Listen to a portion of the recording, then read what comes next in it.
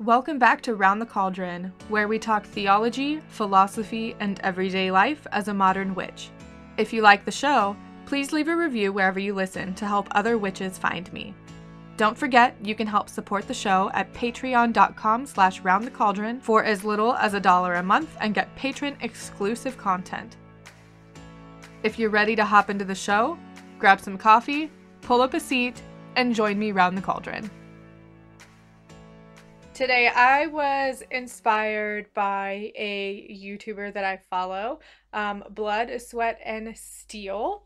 They made a video talking about their non-pagan resources, which inspired me because it's not something that we really talk about. When we talk about resources for our paganism and our witchcraft, it's normally books on different gods and goddesses or different types of witchcraft and what herbs and crystals mean. We don't really talk about the different non-pagan resources that we can or should be using besides the ones that we already are. We don't really talk about the resources that aren't necessarily pagan or witchy or occult. And I think that we should. I think this is a fantastic idea. I will leave a link in the description and in the show notes to Blood, Sweat, and Steel so you can watch their video. And I also want to share with you some of my non-pagan or witchy resources. But first, I want to discuss why it's important that we need to be speaking about these different types of resources. And honestly, it's not something that I had really given much thought to until I had seen Blood, Sweat, and Steel's video on the different books that they use that have nothing to do with their paganism or their craft or their path in general.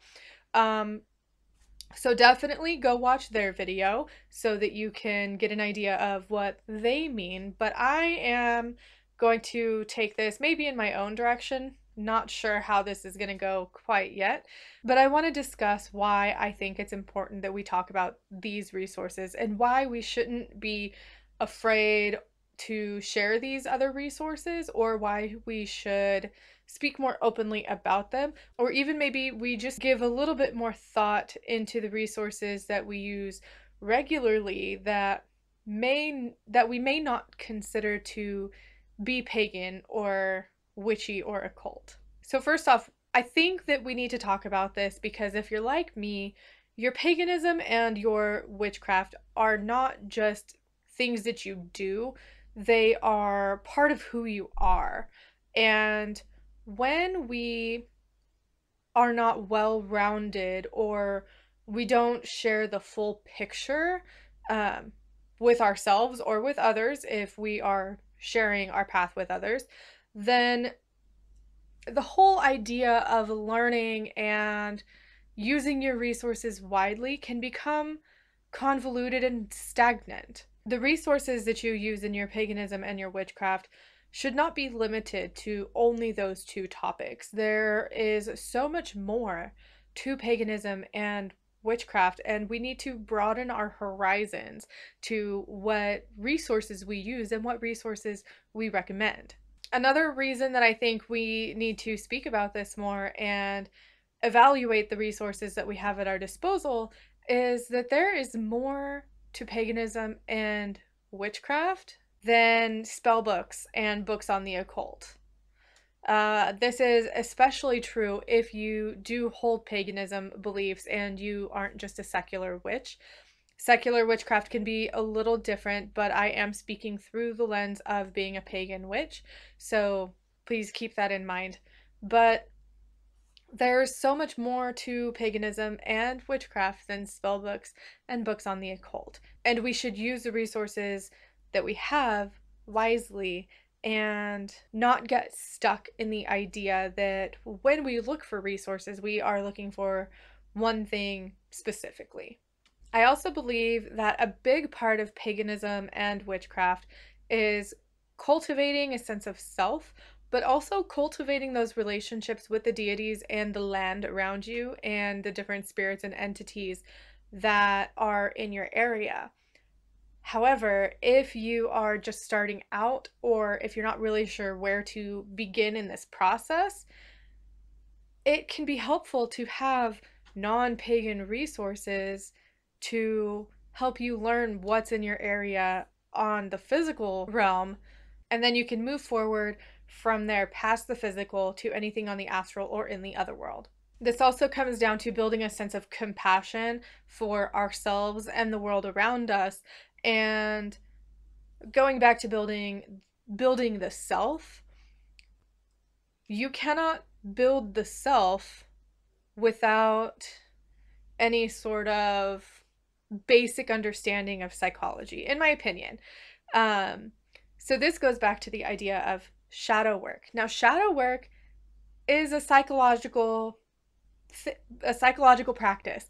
It doesn't have its roots in spirituality. It doesn't have its roots in paganism.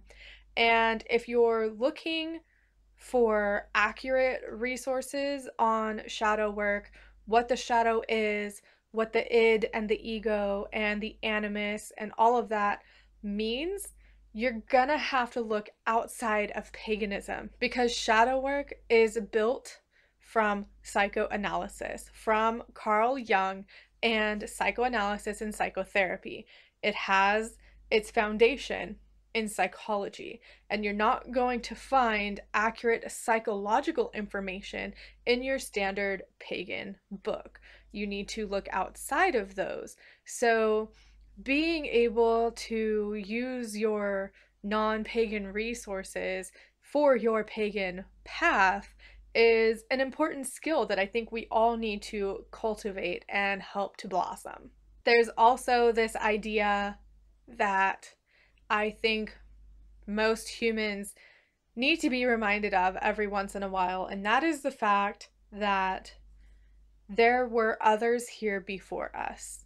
Other humans here before us, other spirits, other entities, other beings. There are other animals and living and non living creatures that inhabit this earth with us that we, as witches and pagans, should be building relationships with if they're in our area. Um, I think that's extremely important, especially if you're going to work closely with the land that you inhabit. Because if you are just going out and randomly, taking rocks or taking leaves and flowers and really just disregarding the nature around you, then there is a possibility that you're going to upset the land. You're going to upset the spirits and the entities that are in the area. And you might even accidentally upset an ecological balance by taking rocks and things that don't belong to you. I think as witches and pagans, we tend to say that we revere and honor the earth, but it's not always something that's put into practice. And I think taking this step and branching out from your pagan and your witchcraft resources and going more to ecological and environmental and natural sources for information is a step in the right direction when it comes to really being in tune with the natural world around us. And it's also important to point out that the animals and the land and the entities and the beings and the gods, they are not here for us. They're not here to serve us. Just because we happen to be conscious beings in the physical plane and they are conscious beings in the other world or on a different plane than we are doesn't make us superior. This is why I believe it's important to cultivate that sense of relationship between yourself and the land around you. And using non pagan resources to do that is the next step to building those relationships. So, what I mean by using the non pagan resources at your disposal when it comes to learning about the land around you, you should learn about native plants in your area, the native wildlife, if there is any history, who was on this land before you got here. Um, that's something that I feel is really important, especially here in the United States, because before it was colonized, there were there were so many different peoples here in the Americas, and they had a way of cultivating that sense of belonging and that sense of oneness with the earth around them. And I think that as modern pagans and modern witches, those relationships that they built can help us to cultivate our own experiences, because a lot of us are really far removed from the natural world around us. We live in houses, we drive cars, we don't grow our own food, we don't hunt for our meat. You know, we don't live like they did. And lessons can be learned from learning about the way those peoples lived, and then also learning about the animals and the natural world around you. Those are things that you can't find in pagan and witchcraft resources. So I'd like to share some of my pagan resources, things that I use regularly to help me learn more about myself, to help me learn more about the world around me, and help me connect with the natural world, as well as connect with Brige, the goddess that I worship, and um, any other deity that happens to step forward, or in the future if I want to cultivate a relationship with another god or goddess. Some of these are apps, some of them are websites, some of them I won't have links for because they are personal or they are just items. But anything that I do have a link for, I will leave in the description and in the show notes. And I want to talk about what they are and how I use them. Now, you might have similar things in your area, you might have access to similar things, you might have no idea where to even begin. So the first one that I want to talk about is an app called Seek.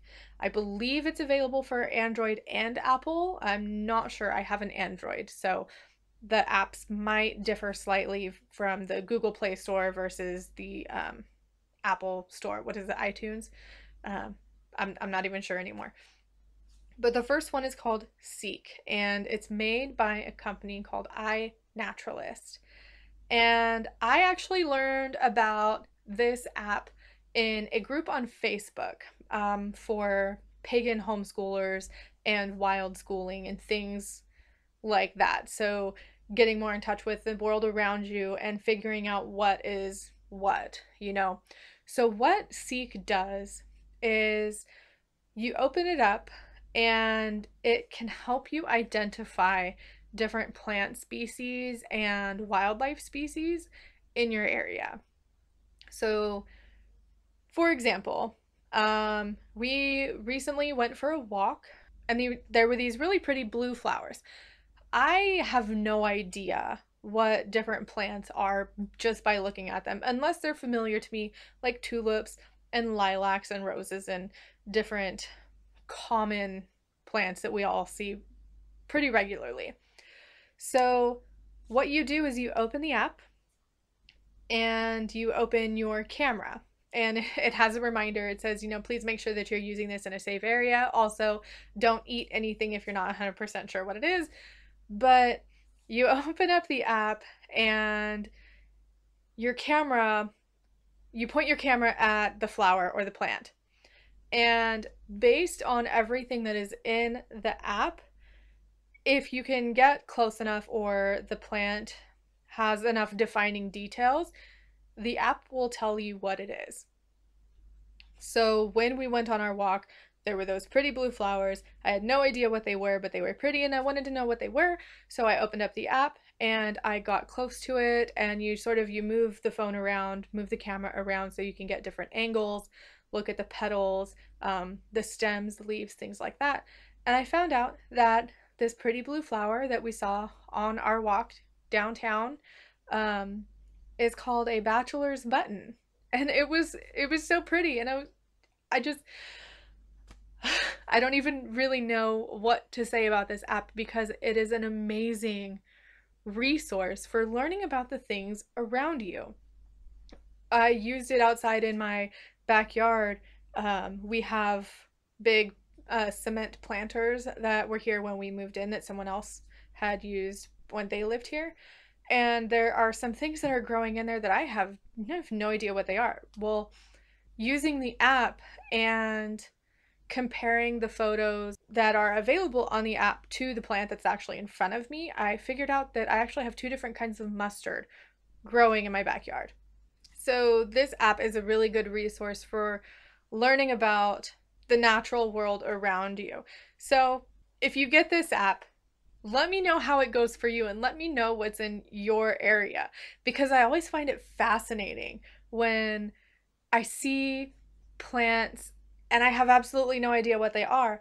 Now I have a way to determine what kind of plant this is. Now, the app is not it's not foolproof. You know, it's it's AI. So it might be right, it might be wrong. You have to use your best judgment when it comes to things like that. And if all else fails, go to a plant nursery or something where they might be able to help you identify what it is better if the app seems off or the pictures that it shows you in the app don't compare well with what you actually have in front of you. But this app is an amazing resource for learning more about the plant life and the wildlife around you. And once you take these images and you learn what it is, that can lead you down a whole rabbit hole of researching that plant and finding maybe the correspondences for it, or maybe it has historical medicinal uses, or maybe, maybe it's a plant that you should plant more of because it encourages the pollination of plants and bees. So, definitely, I recommend checking out Seek. It is free. It is not a paid app, which is amazing. So, not only is it a good resource, it's an affordable one. The next app that I use regularly is called Relax Melodies. It has a free version, but it also has a pro version. But this is the app that I use when I do my meditation. I've spoken about it before that I don't meditate well in silence. And Relax Melodies has so many different available sounds and you can create your own mixes. So if you want a little bit of wind, but you also want some rain and you don't want the thunder, but you want the sound of a creek, you can add all of those together, change the volume for each sound till you get your perfect mixture for your meditations. And you can use it for meditation, you can use it as background noise while you're working, you can use it for ambiance when you're casting a spell or when you're doing a ritual. And again, it is available on Google Play and on Apple. And I recommend checking it out if you're in the market for something like that. This is something that I find really helps me to relax, especially since I can create my own mixes of sound and really get it to where I want. Another app that I use all the time is my moon phase app. I think that's what it's called, my moon phases. This app is really interesting to me because I do like to see where the moon is, what the percent of illumination is, when sunrise and sunset are, and it helps me be more in tune with the world around me because what I have found for myself is that the phases of the moon really affect my mood, my energy level, and how I'm feeling. So, keeping track of the moon phases like this, for me, it's not something that I necessarily do for spell work. It's more development of the self and realizing what affects me and what doesn't. But the moon phases can be used for the study of astrology or astronomy, or if you're just curious about it. So I definitely recommend checking it out as well. The next resource that I want to talk about is available to basically everyone. It's going to depend on where you live, but your library. Your library has so much information to share, and it's free. You just have to sign up for a library card.